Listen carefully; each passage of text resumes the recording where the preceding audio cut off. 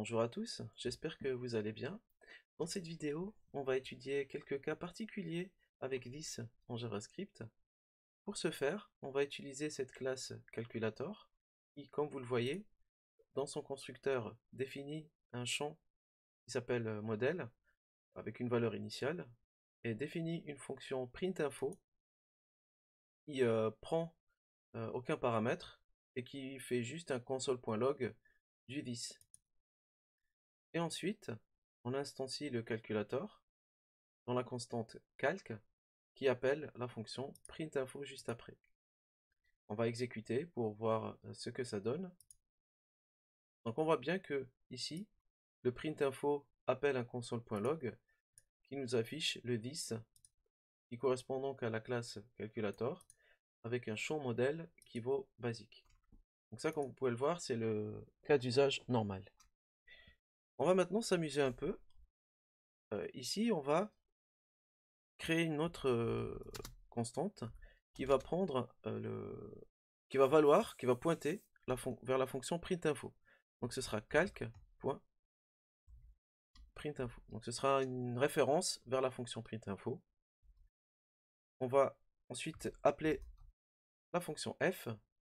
Et là, magie, je lance le this là vaut undefined. Alors c'est intriguant, mais c'est comme ça que fonctionne le this en JavaScript. En fait, là, le this affiche ce qui est avant le point. Le this en JavaScript correspond à ce qui est avant le point. Et comme là, j'ai appelé directement la fonction f, donc si vous voulez printinfo, sans mettre de point avant, il n'y a rien derrière, donc il n'y a pas de this, il vaut undefined. Ici, le this a retourné calculator parce que j'ai mis calc avant le point. Pour confirmer ça, cette observation, je vais créer une autre classe. Je vais créer une autre classe qui s'appelle function executor. Donc classe function executor qui va contenir un constructeur qui prend une fonction en paramètre. Et je vais récupérer cette fonction et la mettre en champ de ma classe ou de mon objet fonction construct executor. Donc, vous allez voir où je vais en venir. Donc, je vais instancier le function executor.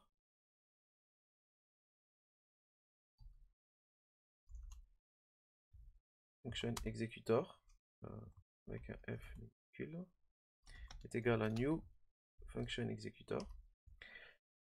Et là, je vais lui passer calc. Je vais bouger la fenêtre. Calc.printinfo. Là, le function executor va conserver une référence vers la fonction calc.printinfo et il va la mettre de côté, comme vous le voyez ici. Ensuite, j'appelle function executor.f. Alors, pour récapituler, on a un function executor dont la fonction f est une référence vers la fonction printinfo. La fonction printinfo, c'est une fonction qui est une référence vers qui est contenue dans Calculator, qui est définie par Calculator et qui affiche le this. Normalement, c'est le this de Calculator, mais comme on est en JavaScript, on va voir que c'est pas vraiment ce comportement-là qu'on aura. On va exécuter et hop, le dernier this affiche fonction executor. D'accord, avec son champ f. Pourquoi on a ça? Parce que comme j'ai dit tout à l'heure, le this d'une fonction en JavaScript, il récupère l'objet qui est avant le point. Ici, comme j'ai pas d'objet, c'est undefined. Le this c'est undefined. Et ici, comme l'objet c'est un fonction executor, donc l'objet c'est un fonction executor. Dans cette première partie, on a vu que en JavaScript, le this, quand il est appelé dans ce contexte-là, donc le this d'une classe, en fait, il reprend l'objet qui a appelé la fonction. C'est l'objet qui a appelé la fonction et pas l'objet qui a défini la fonction à la base.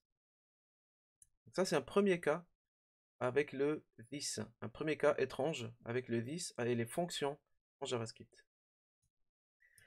Maintenant, on va passer à un autre cas particulier ou étrange avec le this en JavaScript. Donc, dans ce fichier-là, je reprends exactement le fichier initial de tout à l'heure. Ça veut dire une classe calculator avec un champ modèle, la fonction printInfo qui affiche le this et le new calculator, le calc qui affiche le printInfo. Et quand j'exécute, j'ai le même résultat, donc c'est parfait. Dans cette partie-là, on va voir ce qui se passe avec le this, comment se comporte le this, quand une méthode de ma classe appelle une fonction d'ordre élevé, ou une higher order function. Imaginez que ici j'ai une nouvelle méthode qui va appeler par exemple un for each ou un setTimeout, et dedans je passe une fonction que je définis de façon anonyme. On va voir ce qui se passe avec le this. Donc je vais créer une fonction d'ordre élevé, le higher order function, ou une fonction qui prend une fonction en paramètre que je vais appeler run function f, et dedans je vais simplement exécuter f.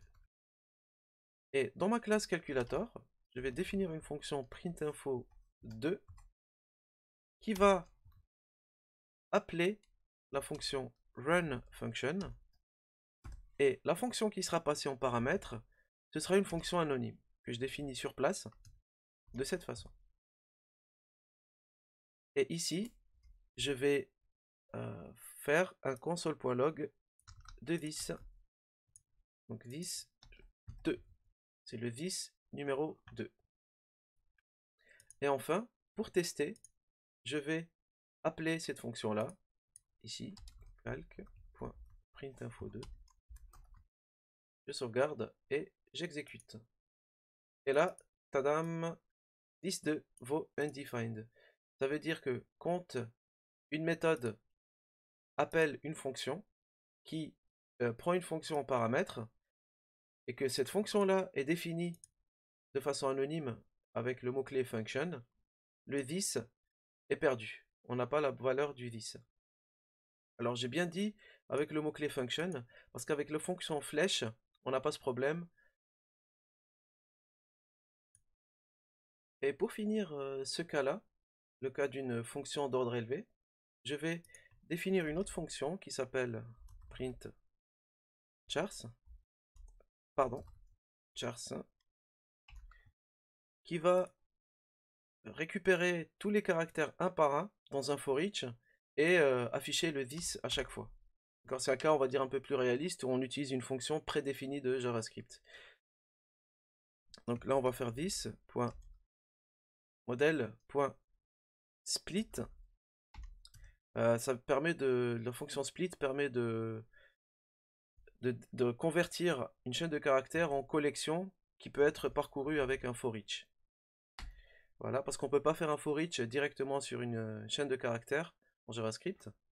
Donc ici, le for each prend une fonction qu'on va définir avec function, et cette fonction sera appelée pour chaque item, pour chaque caractère. Donc là, je vais mettre char, et je vais définir ma fonction. Donc ici, pareil, je fais le console.log. Et vous voyez ici que ça reprend le même type d'appel que celui-là. D'accord? Donc on peut plus ou moins prédire ce qui va se passer. Donc là, c'est le for. J'affiche le caractère. Et ensuite, j'affiche le this. Voilà, dans cet ordre. Donc là, c'est une boucle qui va récupérer chaque caractère sous forme dans une liste. Et pour chaque caractère, j'appelle cette fonction-là. Et donc là, on peut facilement prédire ce qui va se passer parce qu'on voit bien que c'est le même type d'appel. C'est une fonction qui va prendre un function anonyme. Et on sait bien que dans un function anonyme, le this va être perdu. On va exécuter pour essayer, pour vérifier. Oui, donc je n'ai pas appelé la fonction, donc je l'appelle. .print chars. Hop, j'exécute.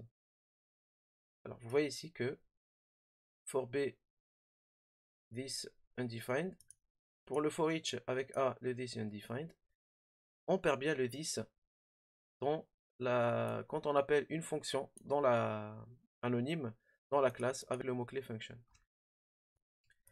Ce qu'on peut retenir ici, on retient deux choses. La première chose, c'est que quand on appelle une méthode sans le précéder par le point, on perd le this. Et que si on appelle une méthode d'une classe précédée par le point, le this va valoir l'objet qui a appelé la méthode. Même si le this est défini dans une autre méthode, quel que soit l'objet qui a été utilisé, tant qu'il précède la méthode, c'est lui qui va prendre le this. On a vu ici. Donc ça veut dire que là on a hijacké, on a bypassé, outrepassé le calculator pour utiliser un fonction exécuteur dans le this. On retient aussi que quand on passe une fonction anonyme ici, dans une méthode, le this est perdu dans la fonction anonyme, en utilisant le mot-clé function.